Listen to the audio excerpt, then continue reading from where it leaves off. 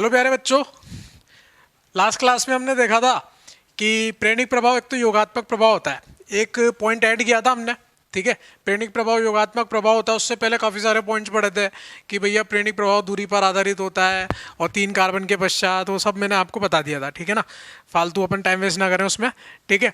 और 2 प्रकार के होते हैं, प्लस आई और माइनस आई। फिर अपन ने इंपॉर्टेंट चीज़ क्या पढ़ी थी, माइनस आई श्रेणी, प्लस आई श्रेणी, वो बहुत इंपॉर्टेंट है। और मैंने बोला था आपको एक्सपेरिमेंटली आई हुई है माइनस आई श्रेणी, प्लस आई श्रेणी, कोई आपको समझा रहा है, बेवकूफ़ बना रहा है, ठीक है। थोड़ा बहुत मैंने बनाया था, ठीक है, लेकिन ज़्यादा नहीं बनाया, मैंने आपको क्लियर कर दिया था पहले ही, ठीक है। उसमें फिर मैंने बताया था कार्बन sp जो है वो नाइट्रोजन sp3 से अधिक विद्युतीय है। फिर हम लोगों ने देखा था कि ट्रीटियम, ड्यूटेरियम और हाइड्रोजन में ट्रीटियम का प्लस आई कैसे अधिक होता है, ठीक है ना, वो भी मैंने आपको समझा दिया था। फिर अपन ने देखा था कि प्रेरणिक प्रभाव के अनुप्रयोग, प्रेरणिक प्रभावों के क्या क्या अनुप्रयोग थे, उसमें हम लोग मध्यवर्ती पढ़ रहे थे। और मध्यवर्ती में हमने स्टार्ट किया था, पहला मध्यवर्ती हमारा कार्ब धनायन, जिसको कार्बोनियम आयन भी बोलते थे और C+ से डिनोट करते थे, ठीक है। उसके बारे में मैंने आपको बताया था कि वो विषमांश विखंडन से बनता है, उसका संकरण जो है वो sp2 होता है और वो इलेक्ट्रॉन ग्राही प्रजाति होती है जिसमें अष्टक अपूर्ण होता है, जिसमें 6 इलेक्ट्रॉन होते हैं बाहरी कक्षक में। और उसके अलावा मैंने आपको बताया था उसकी जो ज्यामिति होती है वो त्रिकोणीय समतलीय होती है। ये सब हमने चर्चा कर ली थी। और कैसे मैंने उसमें प्लस आई और माइनस आई को इन्वॉल्व कर लिया था कि भैया देखो प्रेरणिक प्रभाव इसमें आ रहा है, प्रेरणिक प्रभाव की वजह से इसका स्थायी बढ़ रहा है या कम हो रहा है, तो प्रेरणिक प्रभाव की अनुप्रयोग हो गया था कि नहीं हो गया था, वो हो गया था, ठीक है। अब नेक्स्ट मैंने आपसे वादा किया था नेक्स्ट क्लास में मैं आपको कार्बन मुक्त मूलक अगला मध्यवर्ती जो है वो पढ़ाऊंगा। तो आओ सेकंड मध्यवर्ती जो है हमारा, उसके बारे में चर्चा कर लेते हैं, जिसका नाम है कार्बन मुक्त मूलक, ठीक है, जिसको इस तरह से भी दर्शाते हैं, है ना, कार्बन मुक्त मूलक। इसको इंग्लिश में कार्बन फ्री रेडिकल बोलते हैं बेटा। क्या बोलते हैं? Carbon free radical. इंग्लिश भी हमें पता होनी चाहिए, मैंने आपको पहले भी बोला था, हिंदी इंग्लिश दोनों पता होनी चाहिए। कार्बन फ्री रेडिकल, कभी मुंह से गलती से फ्री रेडिकल निकल जाए तो आप बैठे ही रहो कि भैया क्या बोल रहा है ये, ठीक है ना। कार्बन फ्री रेडिकल भी बोलते हैं, कार्बन मुक्त मूलक। सी के ऊपर एक डॉट बना रखा है, एक बिंदु बना रखा है, वो क्या दर्शा रहा है? आपका एक इलेक्ट्रॉन। तो यहाँ पे देखते हैं कार्बन मुक्त मूलक बनता कैसे है। ये मैंने CH3Cl लिखा, जो मैंने पिछली क्लास में भी लिखा था, और मैंने आपको बताया था ये इलेक्ट्रॉन किसका है, कार्बन का, और ये इलेक्ट्रॉन किसका है, क्लोरीन का। और मैंने पिछली क्लास में आपको बोला था कि मैं दोनों इलेक्ट्रॉन क्लोरीन के फेवर में तोड़ देता हूं, तो वो कौन सा विखंडन कहलाता था? विषमांश विखंडन। अब की बार बेटा मैं क्या कर रहा हूं, मैं एक इलेक्ट्रॉन अपना कार्बन को ही दे रहा हूं और एक इलेक्ट्रॉन क्लोरीन को ही दे रहा हूं, यानी कि दोनों को अपने अपने इलेक्ट्रॉन देके भेज दिया, यानी कि मैंने दोनों को बराबर भागों में बांट दिया। यानी कि जो मैंने विखंडन किया है वो विषमांश विखंडन है या समांश विखंडन है? वो समांश विखंडन है। तो बताओ यहां पर जो अब दिखने वाला है स्पीशी, वो कैसी दिखेगी? जो प्रजाति हमारी दिखेगी वो कुछ इस प्रकार की दिखेगी। CH3, जो हमारा कक्षक P कक्षक पहले रिक्त हुआ करता था, अब उसमें एक इलेक्ट्रॉन पड़ा हुआ है, प्लस क्लोरीन मुक्त मूलक, ठीक है। तो पहले तो इसके बारे में चर्चा करते हैं, कुछ पॉइंट्स लिखते हैं। सबसे पहला पॉइंट तो क्या लिखेंगे बेटा, ये कैसा है? समांश विखंडन, है ना। हिंदी पे ज्यादा ना जाएं, समांश कर लें या समांश कर लें, एक ही बात है। यहां समांश भी कर सकते हो आप, समांश विखंडन। दूसरी बात, समांश, इसका अष्टक के बारे में क्या ख्याल है आपका? 1 2 3 4 5 6 और एक इलेक्ट्रॉन, ये 7 इलेक्ट्रॉन है। क्या इसका अष्टक पूर्ण है? अष्टक का मतलब 8 इलेक्ट्रॉन होने चाहिए बाहरी कक्षक में, अभी भी इसका अष्टक अपूर्ण है। इसका अष्टक कैसा है बेटा? अपूर्ण। अष्टक अपूर्ण है। और कितने इलेक्ट्रॉन है बाहरी कक्षक में? 7 इलेक्ट्रॉन है, यानी कि ये ऑड इलेक्ट्रॉन प्रजाति है, यानी कि विषम संख्या इलेक्ट्रॉन प्रजाति है। सम संख्या नहीं, विषम संख्या, ठीक है। विषम संख्या इलेक्ट्रॉन प्रजाति है। ये भी कैसी है? इलेक्ट्रॉन की कमी की महसूस हो रही है, इसलिए ये भी इलेक्ट्रॉन ग्राही प्रजाति है। कैसी है बेटा? इलेक्ट्रॉन ग्राही प्रजाति है, इलेक्ट्रॉन ग्राही मध्यवर्ती बोल सकते हैं। तीसरी बात अपन इसके संकरण पे करेंगे, और संकरण को समझने के लिए हम इलेक्ट्रॉनिक विन्यास की तरफ चलते हैं। इलेक्ट्रॉनिक विन्यास में कार्बन का आपको बताया था 1s2 2s2 2p2, ये तो होता है बेटा ग्राउंड स्टेट में, और अगर इसी को एक्साइटेड स्टेट में लिखना है तो 1s2 2s1 2p3 लिखते थे। वही बात है, एक s में इलेक्ट्रॉन है और 3 p में इलेक्ट्रॉन है। बात को ध्यान से सुनना, ठीक है। एक s में इलेक्ट्रॉन है और 3 p में इलेक्ट्रॉन है। तोड़ते समय संकरण में केवल इन 3 लोगों ने भागीदारी दिखाई, इस पी ने भागीदारी नहीं दिखाई। क्यों नहीं दिखाई? क्योंकि ये विषम संख्या इलेक्ट्रॉन प्रजाति है। अकार्बनिक रसायन में आप विषम संख्या इलेक्ट्रॉन प्रजाति के बारे में पढ़ेंगे कि अगर सेंट्रल एटम केंद्रीय परमाणु की विद्युत कम हो तो उसमें विषम संख्या इलेक्ट्रॉन को संकरण में शामिल नहीं करते। तो यहाँ पे एक एस है और यहाँ पे 2 पी है।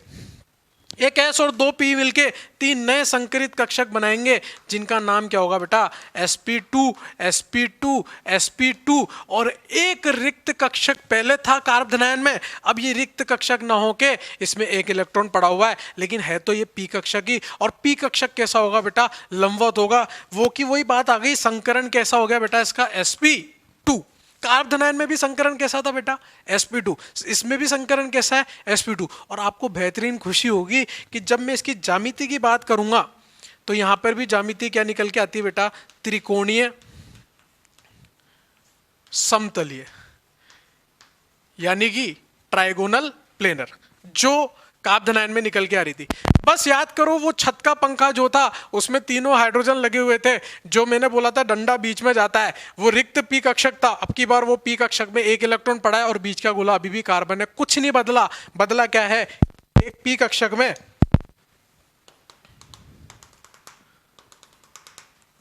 इलेक्ट्रॉन आ गया है, लेकिन इलेक्ट्रॉन की कमी तो अभी भी है।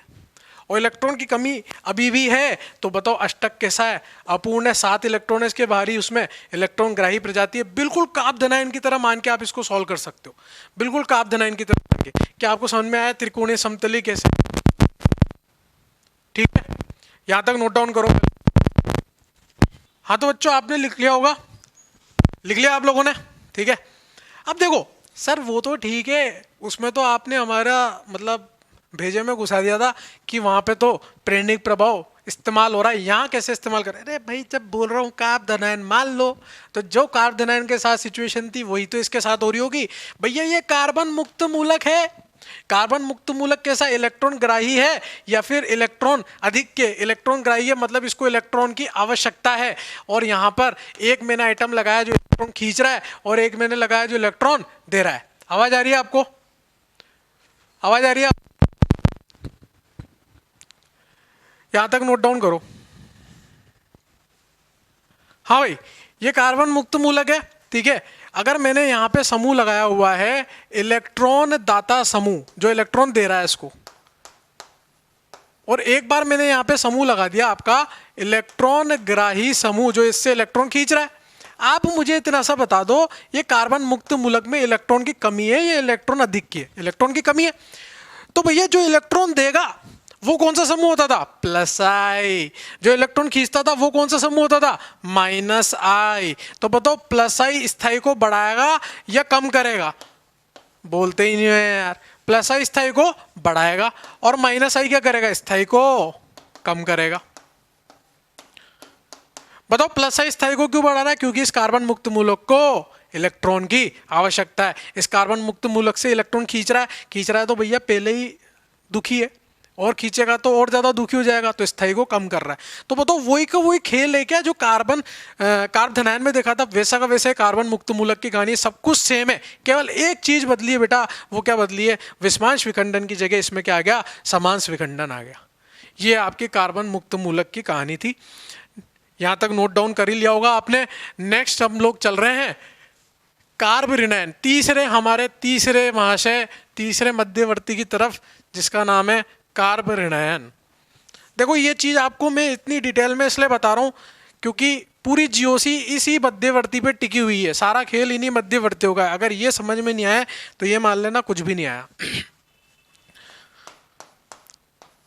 कार्बोनियन,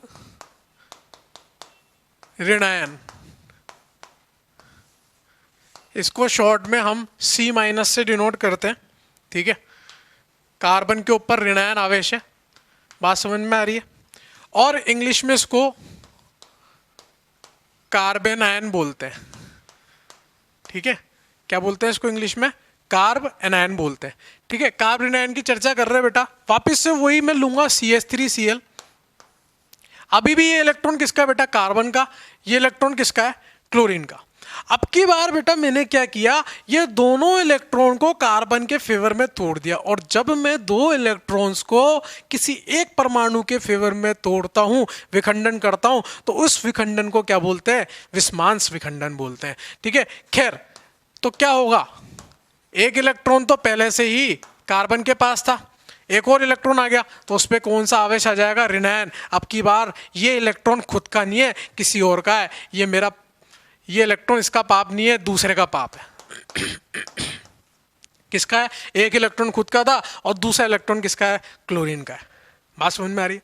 अगर मैं इसमें पॉइंट नोट डाउन करना चाहूं तो सबसे पहला पॉइंट तो बेटा आप भी बता रहे हो कि कौन सा है, ये विस्मांश विखंडन है।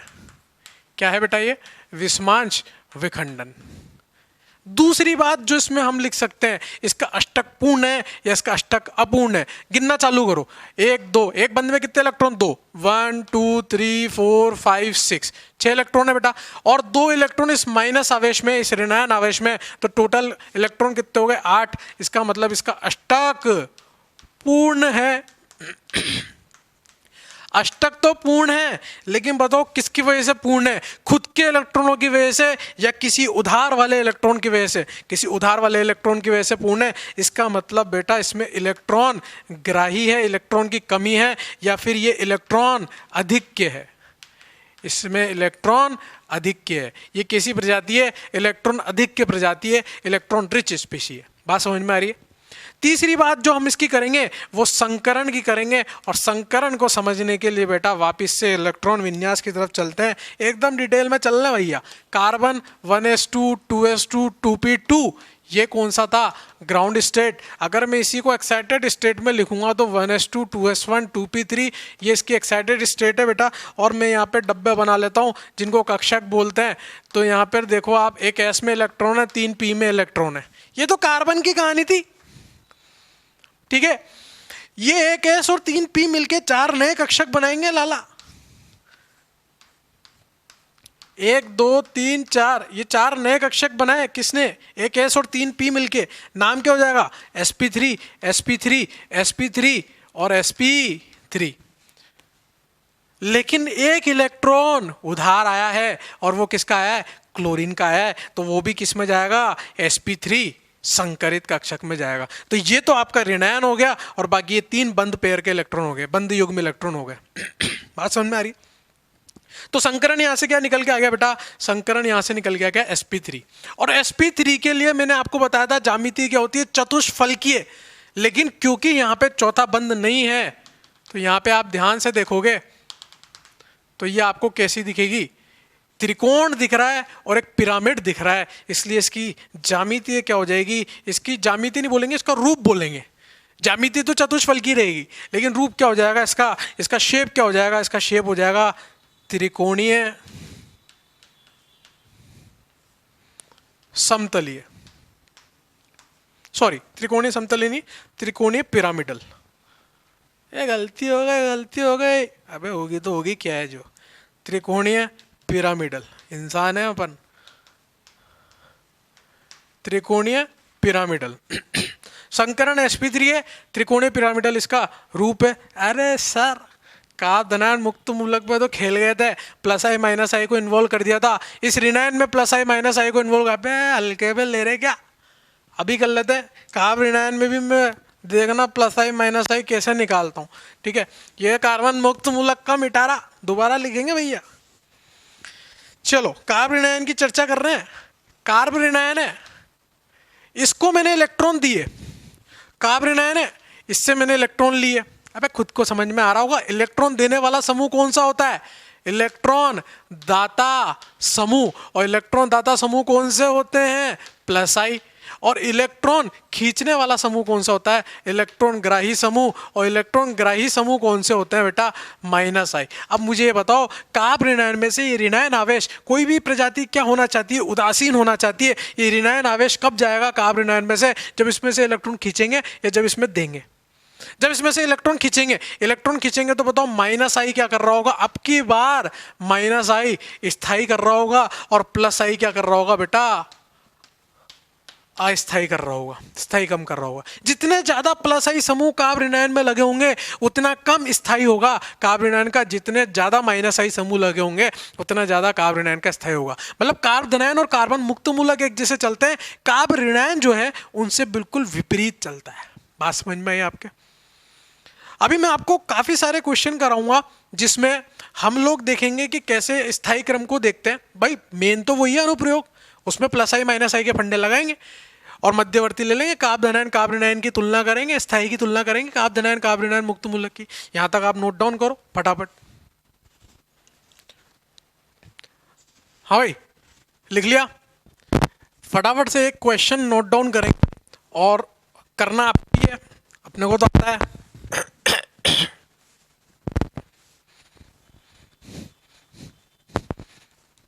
क्वेश्चन लिखे हैं, मैं बोल रहा हूं और लिख भी रहा हूं। मध्यवर्ती के स्थायी की तुलना करें।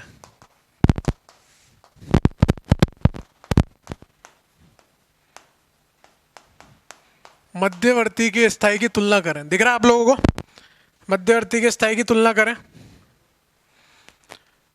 ठीक है? लिखो फटाफट लिखो। चलो पहला सवाल,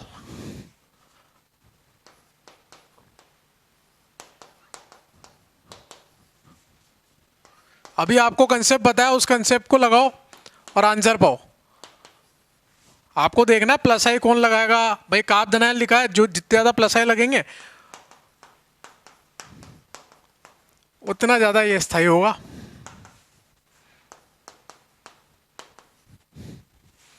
ए बी सी और डी।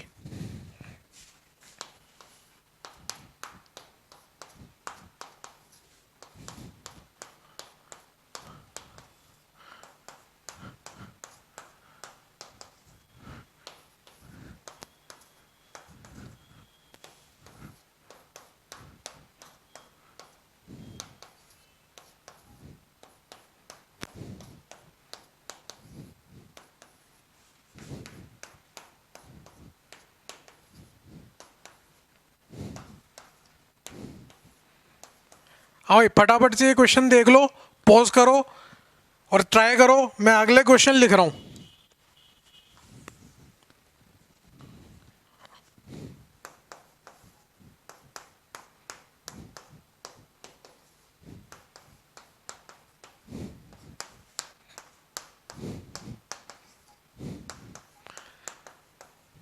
जब तक मैं इधर वाले क्वेश्चन लिख रहा हूं आप लोगों ने वो कॉपी में उतार के वो क्वेश्चन सॉल्व हो जाने चाहिए, ठीक है?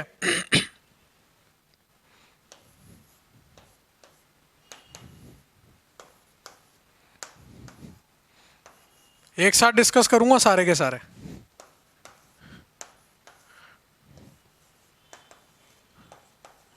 चलो चौथा पांचवा भी नोट डाउन करो कॉपी में।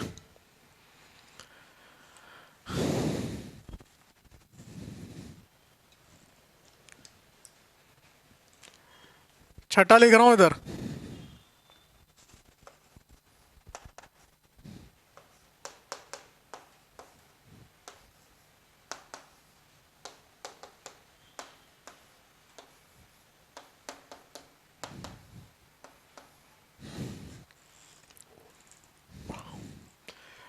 छह सवाल लिखे हैं भैया।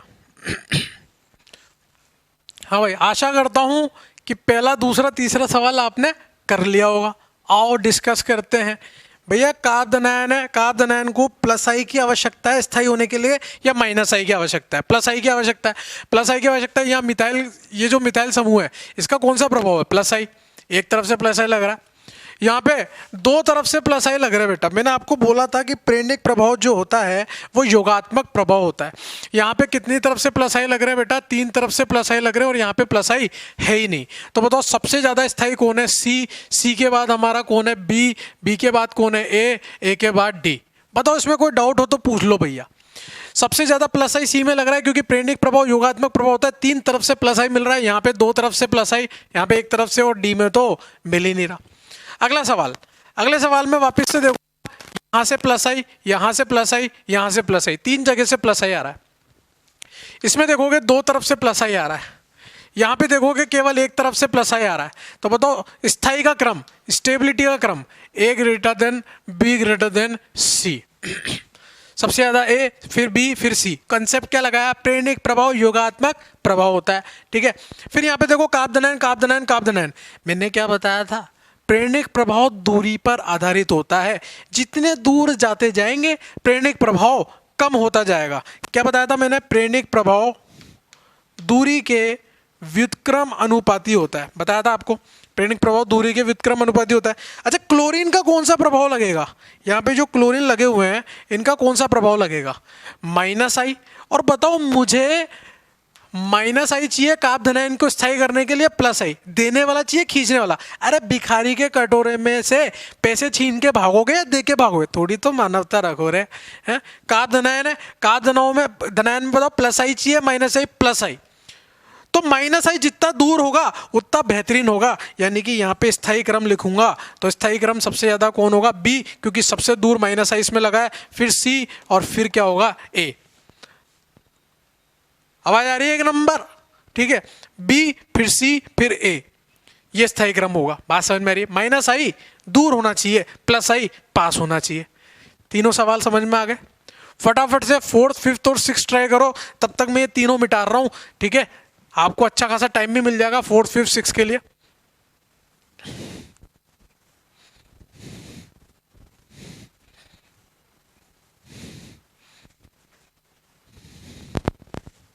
आगे सवाल लिख रहा हूं मैं। और